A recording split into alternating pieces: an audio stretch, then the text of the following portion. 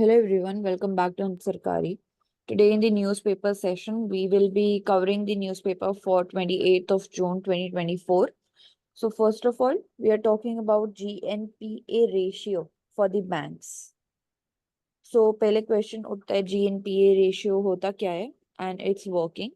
And then we are talking about कि how it is 12-year low of 2.8% for the banks. And ये report में release किया जाता है by the financial stability report जो कि आरबीआई रिलीज करती है।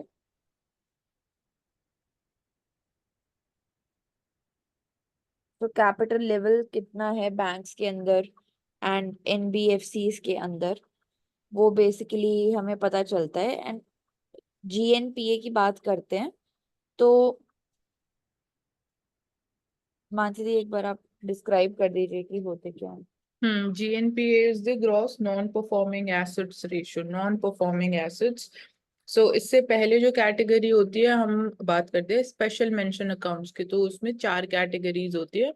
दैट इज कि अगर आप सपोज आपने क्रेडिट लिया, आपने लोन लिया है, तो उसकी आपको अगर आप टाइमली रीपेमेंट्स नहीं कर रहे हो, तो on the basis of time period, for example जो स्पेशल मेंशन अकाउंट 1 होता है, कैटेगरी 1, उसमें अगर आप रीपे नहीं कर रहे हो for a time period of 30 days, मतलब 30 days and less than 30 days, तो special mention account 1। Then SMA 2 जो होता है उसमें 30 डेज to 60 डेज की लिमिट होती है, एंड SMA 3 में it is 60 days to 90 days. तो जब वो 90 डेज क्रॉस कर जाता है आपका अमाउंट या टाइम पीरियड, जब आप रीपे नहीं कर रहे हो अपनी EMIs को, देन वो NPA की कैटेगरी में आ जाता है, नॉन परफॉर्मिंग एसेट्स। सो उसमें भी फिर सब स्टैंडर्ड अकाउंट है, स्ट्रेस्ड अकाउंट होता है, एंड उसमें फिर लास्ट में लॉस अकाउंट होता है।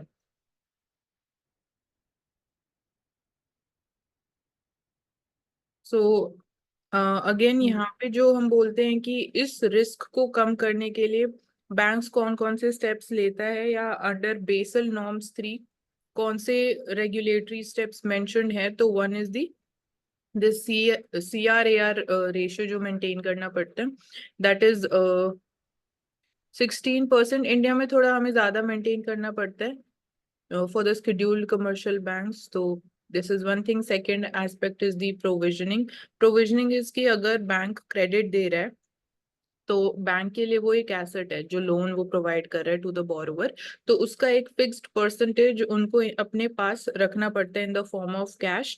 तो उसको हम बोलते हैं प्रोविजनड अमाउंट या provisioning amount, and bank can not use it for any other purpose. So one एक वो एक सेफ्टी रिस्क, मतलब रिस्क को कम करने के लिए एक स्टेप लिया जाता है।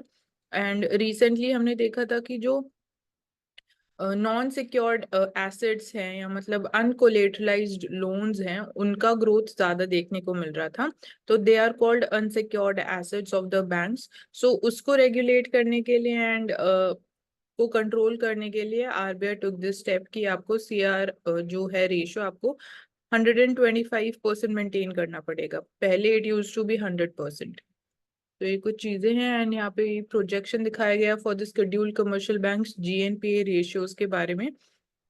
एंड इसको फिर सब डिवाइड किया हुआ है कि लाइक जो PSB बैंक्स है उनका कैसे जो ट्रेंड रहा है GNPA रेशियो का, तो इट इज डिक्लाइनिंग। तो this signifies the stability of the financial sector in India. It also signifies its strengthening at the same time.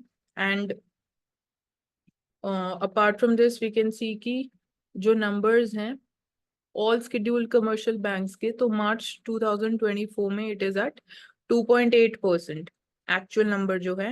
And for then again projections दिखाए गए हैं फॉर मार्च 2025। एक medium stress is this pink one, and blue severe stress दिखा रहा है।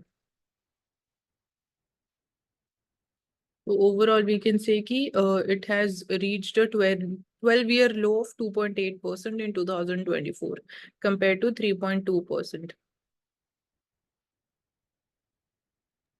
Yes. Then next we're talking about why central banks are in a gold rush. तो जो central banks है वहां पे देखा जा रहा है कि गोल्ड परचेजेस इंक्रीज हुई हैं तो एक मेजर रीजन हम यहाँ पे बोल सकते हैं कि जो इकोनॉमिक अनसर्टेनिटी है या फिर जियोपॉलिटिकल लेवल पे अनसर्टेनिटी है, उसके रिस्पॉन्स में बोल सकते हैं कि सेंट्रल बैंक जो है वो गोल्ड ज्यादा परचेज कर रहे हैं। या फिर गोल्ड जो है उसको हम बोलते हैं कि उसकी लॉन्ग टर्म स्टोर वैल्यू होती है। तो इफेक्टिव पोर्टफोलियो डाइवर्सिफिकेशन के लिए भी वो जरूरी हो जाता है आगे आने वाले टाइम में।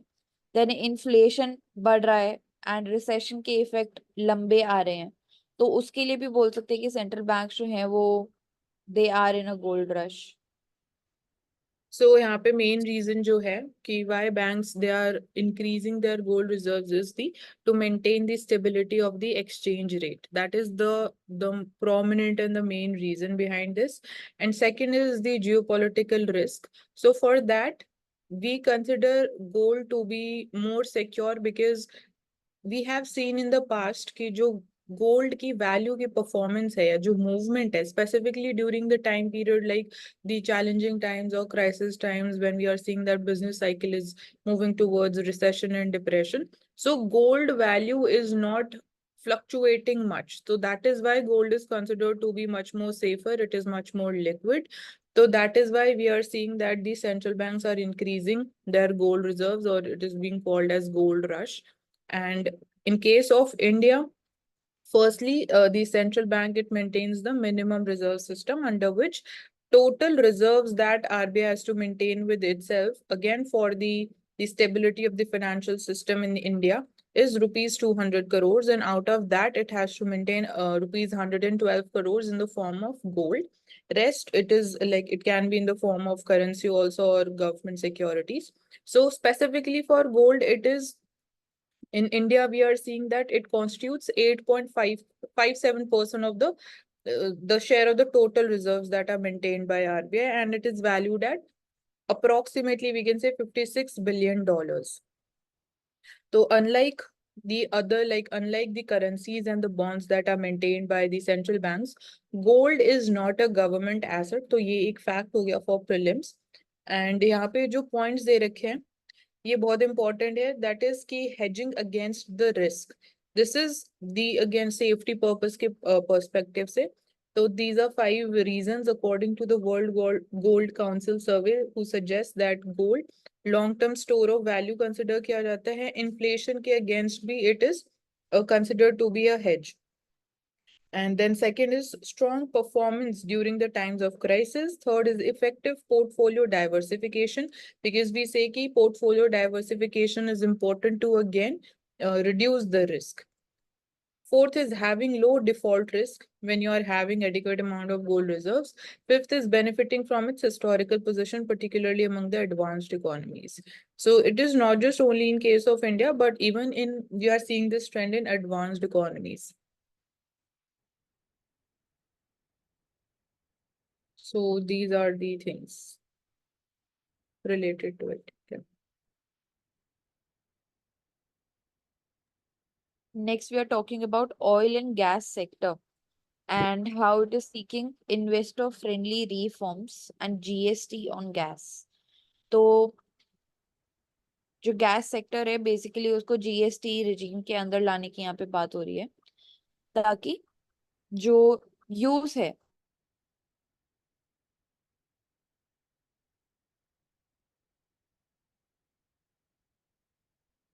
तो energy mix we are targeting up to 15%। इसके साथ साथ कैपेक्स जो है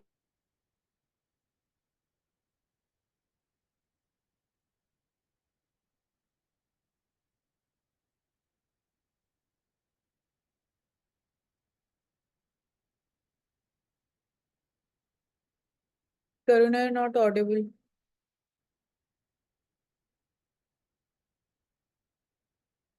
So one important thing when we're talking about the oil and the gas sector reforms, one thing that is interrelated to both these sectors is that if we are increasing the energy mix share of the gas sector, for example, the natural gas, then our import dependency of the crude oil that will reduce. Then when we're talking about other reforms in the gas sector, it includes that we should have a proper formula for determining the prices of natural gas.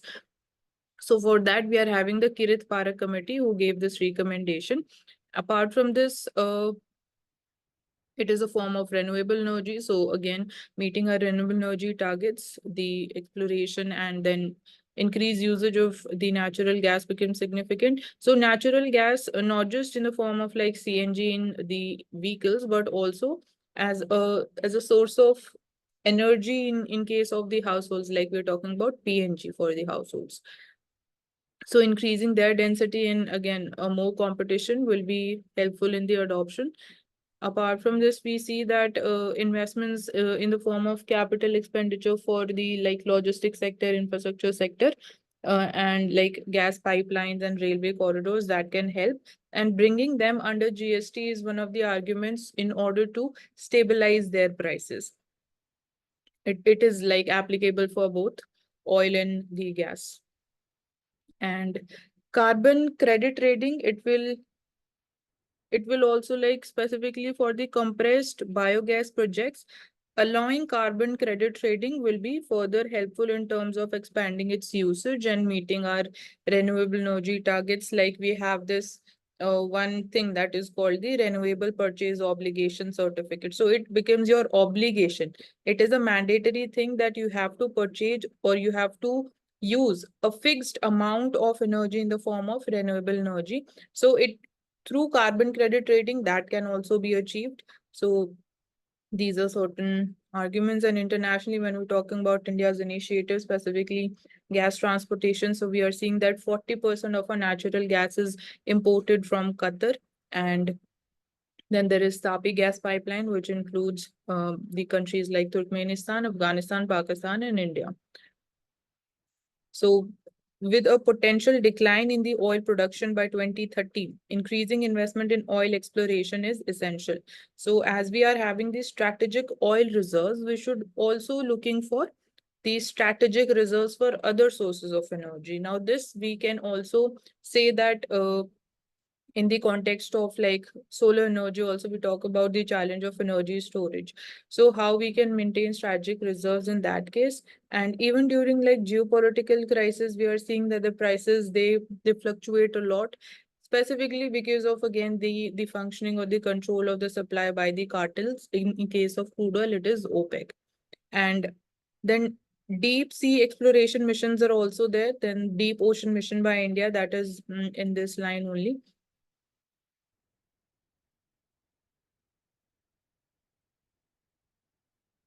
So these are the important aspects here.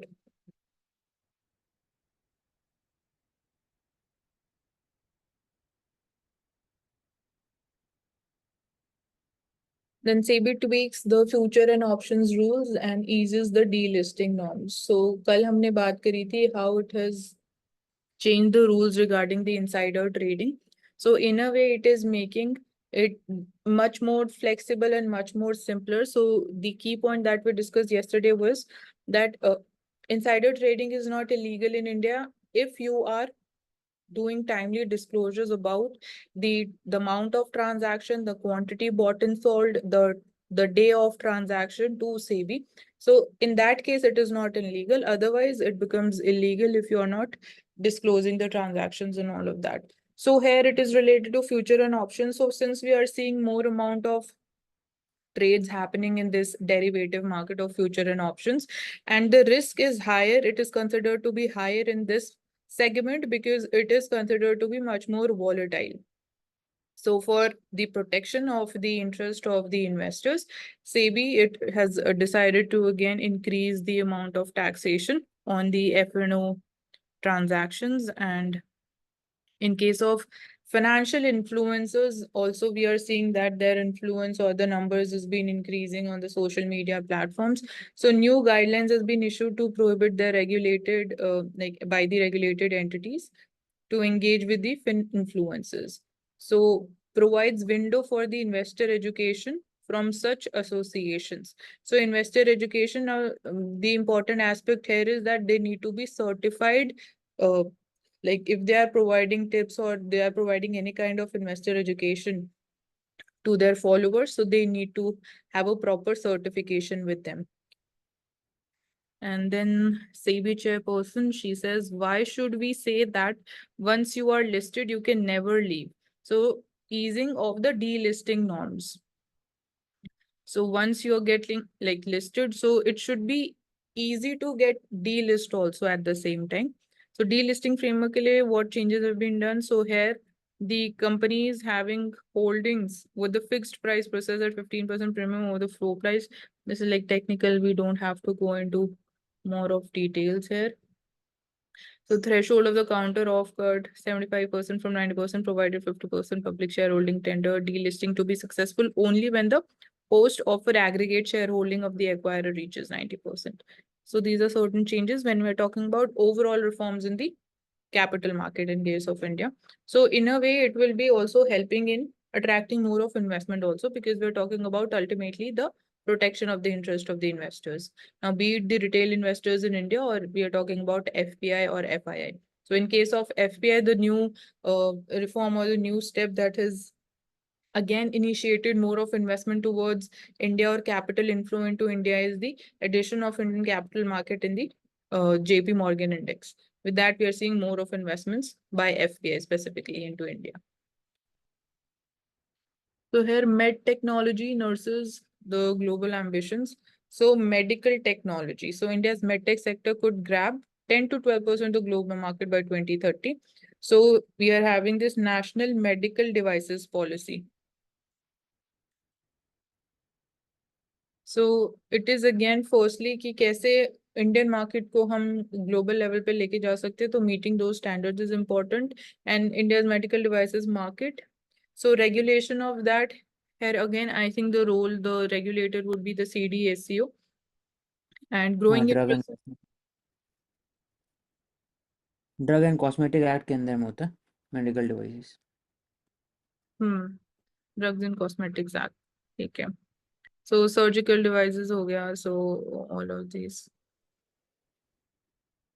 India is the fourth largest market for the medical devices in Asia.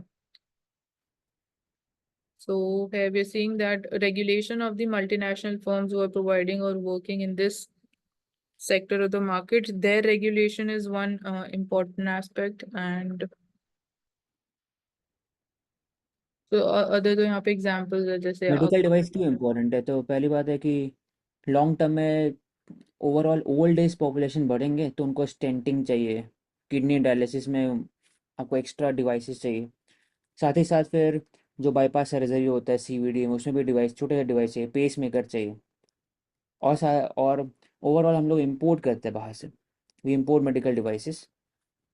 तो इसी बात हो रहा था कि इसमें भी PLI scheme होना चाहिए, आप मेडिकल डिवाइस प्रोड्यूस कर सकते हैं मोर एंड मोर केसेस. हाँ, तो क्वालिटी इंपॉर्टेंट है, बिकॉज अगेन वो बॉडी क्वालिटी के अंदर इनसाइड इसमें आप जेनरिक नहीं बना सकते मेडिकल डिवाइस में, तो and एक it should चैलेंजेस होते हैं also be, मेडिकल हाँ, डिवाइस में. it should also be a part of the health insurance also. Again क्योंकि ये बहुत हाईली एक्सपेंसिव होते हैं, तो again out of pocket expenditure भी कहीं ना कहीं की वजह से इंक्रीज हो सकते हैं, या जो नॉर्मली हम ओवरऑल बोले aggregate cost of health care. और रेगुलेट करते हैं डिपार्टमेंट ऑफ फार्मास्यूटिकल के अंदर में होता है. सो ये PLI स्कीम इसके अंडर होती है. तो inclusion in the JP Morgan index की बात हो रही है, तो FPI ownership of the government securities nearly double since September. So firstly तो कि फॉरेन इन्वेस्टमेंट्स हो सकती है गवर्नमेंट सिक्योरिटीज के अंडर. ये जो हेडिंग लिखी हुई है डायरेक्टली ये स्टेटमेंट की फॉर्म में था क्वेश्चन इस बार. तो FPI stop for government security holdings. So यहाँ पे हमें ट्रेंड देखने को मिल रहा है. दिस इज आगे की प्रोजेक्शंस भी आगे वाले आने वाले टाइम पीरियड के लिए. So this is under the fully accessible route FAR. It has nearly doubled since the inclusion of the GSEC. So this is one of the implication of India's inclusion, and other benefit that India can derive out of the inclusion in this index is that our borrowing cost for the government that can get reduced, because we are having now a number of options to borrow from, and these are again competitive at the same time. So it would be reducing the borrowing cost.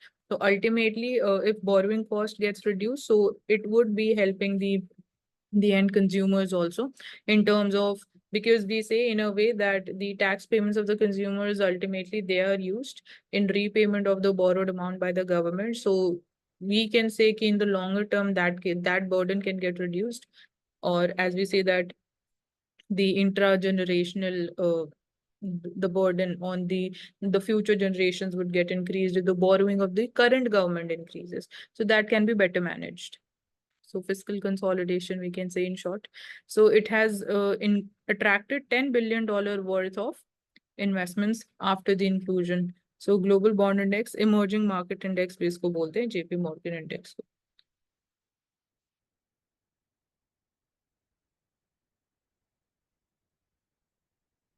So India has constituted about 9% of the total emerging market trading volume in 2023. So 9% is India's share. Highest share is that of Mexico. Then we are having other countries clubbed together. 20% is of Brazil. So India's $1.3 trillion sovereign debt market, it has become a magnet for the global investors. So again, यहाँ पे हम factors की बात करते हैं तो political stability in India, economic stability, stability of our financial market, and at the same time the size is also growing. So future prospects of growth, because India is again a developing country, so that is attracting more of investors towards India. And in the beginning, we discussed about that even the rate at which the gross non-performing assets ratio has declined. So that has also been recorded at 12-year low of 2.3%. So these are certain factors. So international airport coming in Tamil Nadu in Hosur. So international airport is important. They build an international airport in Hosur. So key industrial corridor between Chennai and Bengaluru. So here we can talk about the hub and spoke model. And so this is going to be a greenfield project. So this region, it is hosting a lot of other industries like auto, EV manufacturing, logistics, and electronics. So somewhere it will be benefiting these also. In terms of like employment generation, it can help, or other services availability in terms of reducing the logistical cost, availability of raw materials.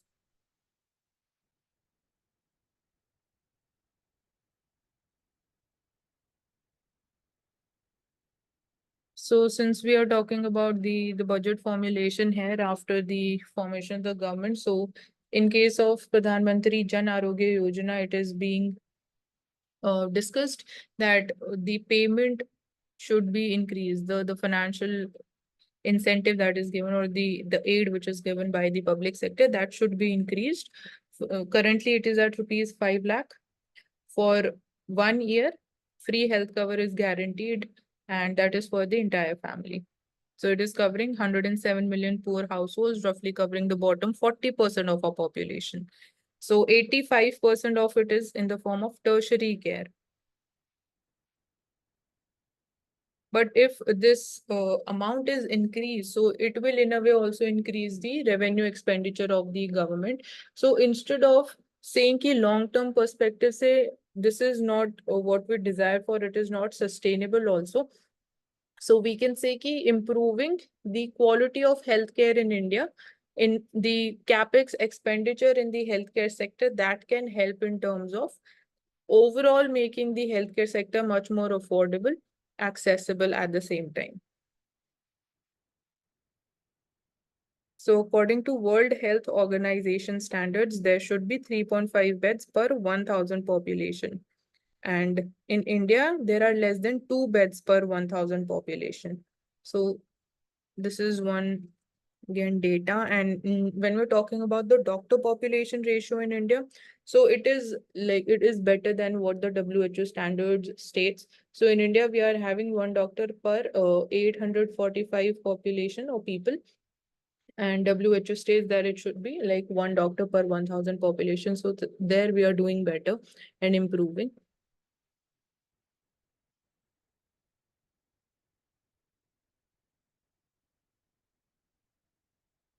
So when talking about data protection इसमें बात हो रहा है कि data protection board बनना चाहिए act के अंदर 2023.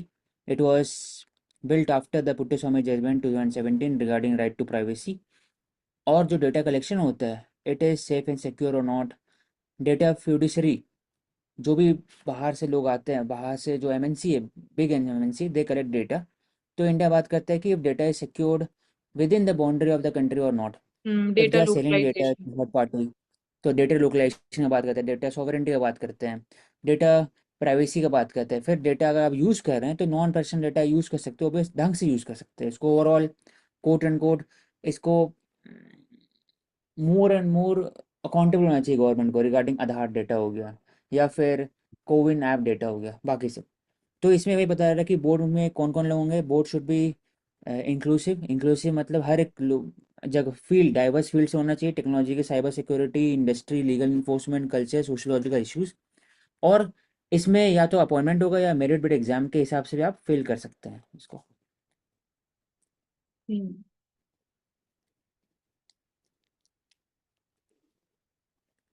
So here we're talking about the impact of climate change when talking about the water levels in reservoirs. So it is down to 22%. Specifically in certain states, we are seeing improvement. So 150 major reservoirs are there in India. So it would be impacting again the production and the supply of electricity also. And again, the water availability for the irrigation. So the impact on agriculture sector would also be seen. So this here we are seeing important role of Central Water Commission also. So central water commission वो statutory नहीं statutory, है, executive body है। statutory, अब अच्छा, वो बात करते हैं, रिकमेंड करते हैं, recommend, study, research and formulate policy, maintain the database of the reservoir in India. तो repository central water commission. Hmm. So the share of large hydropower plants in terms of energy generation in India is it is like ranked 3 after the coal sector. Then we have solar, and third pay we have the large hydropower plants. So the total installed capacity as of now is 47 gigawatts. So this is also a form of renewable energy, but again, in a way, it is dependent upon the availability of water. So with this also becomes important is the management and the periodic assessment of the dams also, specifically the large dams. So Dam Safety Act is there in India for that. उसके अंदर authority है national dam safety authority, state SDA, state dam management authority है। And उसमें third party का role, private sector का role है, लेकिन उनका रेट्रोफिटिंग करना, उनको मॉनिटर करना, ये भी कहीं ना कहीं जिम्मेवारी है, ये भी कहीं ना कहीं रिस्पॉन्सिबिलिटी है एसडीएम के ऊपर में, और जो नेशनल लेवल पर डैम अथॉरिटी उनके ऊपर है। तो सिर्फ प्रॉब्लम क्या होता ये है डैम हम्म डैम में इंडिया में कि most of them are 50 years old, 130 years old. तो रेट्रोफिटिंग नहीं होता है, मॉनिटरिंग नहीं होता है। दूसरा कि जब इसमें वाटर लेवल बहुत हाई हो जाता है, तब एक तो ही बार में आप वाटर वो भी सप्लाई को आप देना स्टार्ट करते हैं तो प्रोड्यूस इलेक्ट्रिसिटी, उसके कारण वाटर लॉस होता है। दूसरा फ्लड कंट्रोल के हिसाब से इसको देखते नहीं, तो अलग अलग कुछ तो it is not just only scanty rainfall but over like excessive challenges हैं। rainfall भी challenge है एक तरीके से, हम्म, तो management of the hmm. water levels in dam reservoirs. Then SpaceX, तो आईएसएस इंटरनेशनल स्पेस स्टेशन, तो it is in the lower Earth orbit 400 to 600 kilometer above the surface, and it was jointly made by US, Russia, ESA और Canada भी अलग अलग space agency, Canada. हाँ, अब इसमें problem क्या है कि इट इज़ रिटायरिंग बाय 2030। तो इसको कैसे आप स्पेस डेब्रिस, एक अगर स्पेस अगर सब्जेक्ट है तो उसमें स्पेस डेब्रिस बहुत बड़ा चैलेंज है, क्योंकि it can impact every other thing, space station, फिर satellite, to effective burn the space station. तो इसको स्पेस एक्स को एक अवार्ड मिला, उसको एक प्रोजेक्ट मिला कि आप एक व्हीकल को यूज़ करेंगे, व्हीकल से आप अटैच करेंगे स्पेस स्टेशन को, उसके बाद फिर आप ड्रैग करेंगे with in the earth orbit, with in the earth atmosphere. उसके कारण स्पेस स्टेशन ईजिली बर्न हो जाएगा, तो स्पेस ड्रिविस नहीं रहेगा ये। सो स्पेस डेब्रिस के कॉन्टेक्स्ट में बात करते हैं केसलर सिंड्रोम की, तो it is related to space debris. De orbital इसमें नाम है जो यूज़ डी किया गया है। ऑर्बिट करने के लिए this project is there. Word लिखा हुआ था, एक सेकंड। हाँ, ये डी ऑर्बिट व्हीकल, तो की वर्ड है, पूछ सकते हैं कि क्या हो। Next, MSME act we discuss MSME provides job to 10 crore to 14 crore people. 45% of the total manufacturing base में MSME contribution है. MSME Act 2006 में स्टैब्लिश हुआ था, स्टैट्यूटरी बॉडी है, उसके अंडर में हुआ था. MSME सेक्टर इनफॉर्मल मोस्टली है, तो इसमें बोला है कि ऐसे MSME सेक्टर को हम लोग फॉर्मलाइज कर सकते हैं, मोर कॉम्पिटिटिव बना सकते हैं. तो एक पोर्टल है, समाधान पोर्टल है, जिसका काम था कि ओवरऑल आपका जो पेमेंट डिस्प्यूट होता है, कोविड के समय में आप प्रोजेक्ट तो ले लिए लेकिन आप पे नहीं कर पाए, 1 महीना 2 महीना लेट हो रहा है, 1 साल लेट हो रहा है, तो उसको कैसे रिजॉल्व कर सके. फिर टीम इनिशिएटिव था, वो बात करता था कि MSME तो प्रोड्यूस कर रहे हैं लेकिन उनका डिमांड कैसे जनरेट हो. डिमांड जनरेट तभी होगा आप उसको कनेक्ट करेंगे ONDC से. ONDC बेसिकली ई कॉमर्स जो गवर्नमेंट इनिशिएटिव हो, गवर्नमेंट नहीं है लेकिन ओवरऑल एक ई कॉमर्स को थोड़ा डिसेंट्रलाइज किया गया ONDC के अंदर. कोई भी उसमें बेच सकता है, तो कैटलॉगिंग हो सकता है, logistic, packaging material, branding of MSME important है. प्लस यशस्विनी कैंपेन है, इसमें बात किया गया कि women owned informal micro enterprises है, इसको कैसे आप बढ़ाएं. Plus national board for MSME, इसमें बात किया है कि ओवरऑल की ऑल ओवर इंडिया में हर जगह सेक्टर का MSME है. किसी में कोई स्टेट में फूड पर ज़्यादा फोकस किया, कोई सेक्टर में आयरन स्टील स्पेस ज़्यादा है, तो आप कैसे कोलैबोरेशन कर सकते हैं. तो it is a board for collaboration और रिकमेंडेशन. और अभी right now we are talking about कि स्पेसिफिकली एक trade and export promotion body बनाई जाएगी जो सिर्फ देश एमएसएमई बिल. सेक्टर के लिए वर्क करेगी, और एक डिफरेंट बॉडी होगी जो it will be catering to and taking care of their credit needs, financial needs. So ये कुछ रिफॉर्म्स हैं. एंड एक्सपोर्ट प्रमोशन के लिए अगेन वी आर सीइंग कि एमएसएमई का भी जो करंट शेयर है दैट इज एट 45%. हाँ.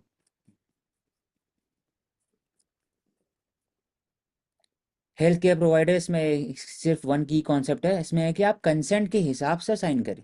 हर जगह कंसेंट होना चाहिए, रादर यानी कि डार्क पैटर्न कि आप ऑलरेडी साइन किया हुआ है ओवरऑल हर चीज़. तो इसी को तो करके क्या होता है ना कि आप जैसे मोबाइल में क्लिक करते हैं ना, ओके ओके और एक्सेप्ट द कंसेंट, इतना बड़े बड़े लिस्ट लिखे रहते हैं, आपको पता नहीं होता क्या लिखा हुआ उसके अंदर में. तो राइट. वो भी सिटीजन चार्टर का पार्ट है कि पता होना चाहिए हर एक पेशेंट को कि वो क्यों साइन कर रहा है, कहाँ पे साइन कर रहा है. It is a cornerstone of the doctor-patient relationship. Local language लिखा हुआ है, फॉर्म्स को लोकल लैंग्वेज होना चाहिए. Increase the understanding of the information through videos based tools. There should be short and dos and sweet don'ts. also, क्योंकि हाँ फिर आप उसको पूरा रीड नहीं करते हो, just go for signing. हाँ. So यहाँ दे रखा है नेक्स्ट. कि while 75% of the women who underwent the cesarean sections were told why they needed the surgery, only 25% were told what complications could be expected. तो वही कि emergency time period में last moment पे वो suggest किया जाता है and then again बोला जाता है, और कभी कभी it is not like there is no right intention behind इसमें that. हाँ एक और लिखा private. हुआ है कि साइंड कंसेंट मतलब ये नहीं हुआ कि आप इंफॉर्मेशन आप अच्छी तरह से बता चुके हो. हाँ वो नहीं बताया जाता है ठीक. ट्रांसपेरेंटली. हम्म. और जो एक्चुअल रीजन है वो शेयर भी नहीं किया जाता कभी कभी कि वेदर रियली वो रिक्वायर्ड है कि नहीं. Glacier lake it poses challenges for the riparian state, northern riparian state. अब सिक्किम देखा गया, उत्तराखंड देखा गया, तो कैसे कर सकते हैं, तो एटलस बना रहे हैं अभी ग्लेशियर लेक का देखा जाए तो. सेकंड की लगातार उसमें से आप पंचर करके, होल पंचर करके लगातार फ्लो इस्टेब्लिश कर सकते हैं ताकि फिर इट डज नॉट आउटबर्स्ट. तो अलग अलग वहाँ एरिया पे पे. यहाँ नेम्स दे रखे हैं lakes in Darma and then this Kutiyangti valleys in the Pithoragarh district Uttarakhand में है, वसुधारा तल लेक, धौली गंगा और तो ग्लेशियर लेक आउटबर्स्ट फिनोमिनाज में हम बात करते हैं तो monitoring with the satellites is important. Water levels जो है क्योंकि नेचुरली भी फॉर्म होती हैं, सो वाटर रेगुलेट हम कर पाएंगे through the satellite data. Hmm. And disaster national disaster management authority का भी इम्पोर्टेंट रोल है, टाइमली वही periodically to regulate the water levels और उसको देखना. Then antelope like. Next hero, antelope hero, Himalayan hero vulnerable category के अंदर में आता है. वो एंटीलोप जैसा दिखते हैं, गोट के बीच में कॉम्बिनेशन, उनका पैर उनका गोट जैसा होता है और चेहरा उनका फेस उनका एंटीलोप जैसा होता तो है. वेस्टर्न रेमुना घाट, नेशनल रामूना पार्क, नेशनल पार्क में. वेस्टर्न असम. 0 और फिर scientist find first evidence that butterfly cross the Atlantic ocean pollen. तो इसमें इंपॉर्टेंट ये can डिस्कस कि पोलन ग्रेन से लेकर के बटरफ्लाई का रोल क्या है, बायोडाइवर्सिटी को मेंटेन करना, एस्थेटिक लुक देना, पोलन ग्रेन को रोल फैलाना। फिर दूसरा कि it it is very it plays a very important role for maintaining the biodiversity of the region. Tree के सीड्स ऑफ नेक्टर उसको यूज करते हैं और एक तरीके से stability of food chain and food stability of food chain इसके लिए। Next, striker infantry vehicle, India javelin anti tank mission है कीवर्ड। दूसरा कि क्रिटिकल आईसेट में बात हुआ इंडिया यूएस के बीच में कि कोबे क्रिटिकल इमर्जिंग टेक्नोलॉजी है हर एक फील्ड में, artificial intelligence, defence and drone etcetera, सब में आप कोलैबोरेट करेंगे तो उसके हिसाब से स्ट्राइकर इन्फेंट्री व्हीकल बात हुआ टॉक्स उसके ऊपर। तो इसको लोग MQ-9B किया जाए। रीपर, लोकल मैन्युफैक्चरिंग किया है। MQ-9B रीपर जो है ये ड्रोन है। फिर GE414 इंजन है, एक तरह का जनरल इलेक्ट्रिक इंजन है that will be used in the light combat aircraft, जो MK1 LCA तेजस। क्रॉस बॉर्डर टेरर राइसी, इसमें जम्मू कश्मीर में हाल फिलहाल में बढ़ गया over the years, over the कुछ मंथ में टेररिज्म। तो इसमें सेपरेटिज्म, पाकिस्तान उसका रोल, प्लस जो अफगानिस्तान में स्टेबिलिटी आ रहा है तो वापस से जो मुजाहिदीन थे उनको फिर इस तरफ भेजा जा रहा है क्योंकि जॉब अपॉर्चुनिटी वहाँ नहीं है, तो आपको इंसेंटिव मिलता है ओवरऑल। और जब तक पाकिस्तान के अंदर स्टेबिलिटी नहीं आएगा तब तक आप यहाँ पर डिस्टेबलाइज करते रहेंगे। तो India choosing diplomacy and dialogue after Shimla agreement 1972, इसमें बात 1972 पहली बार हुआ था जिस समय आफ्टर बांग्लादेश वॉर कि इंडिया ने बोला कि जो भी डिस्प्यूट होगा आपस में वो आपस में ही डील करें, there should be no third party to deal with the situation और नेगोशिएशन। तो दैट वाज सिमिलर अग्रीमेंट। तो अलग अलग एरियाज है, one of the 8 issues of engagement, counter narcotics, terrorism. Despite all the 3 prime minister, Atal Bihari Vajpayee Lahore गए थे वहाँ पर, मनमोहन सिंह भी track two diplomacy, Narendra Modi ji भी वो भी लाहौर गए थे, composite dialogue to address the Pakistan sponsored terrorism, तभी अभी तक नहीं हो पाया। ये बोलना चाह रहे तो क्या कर सकते हैं, प्रीएम्प्टिव स्ट्राइक कर सकते हैं। बालाकोट एक एग्जांपल है, डॉक्टर का प्री एम्प्शन। दूसरा है कि पाकिस्तान को वर्ल्ड वाइड आप उसको आइसोलेट करेंगे थ्रू डिप्लोमेसी, कोऑर्सिव डिप्लोमेसी। FATF में बोल सकते हैं, ब्लैक लिस्ट हाँ, करना। नेक्स्ट। ठीक है, नेक्स्ट लिंक में कंटिन्यू करते हैं।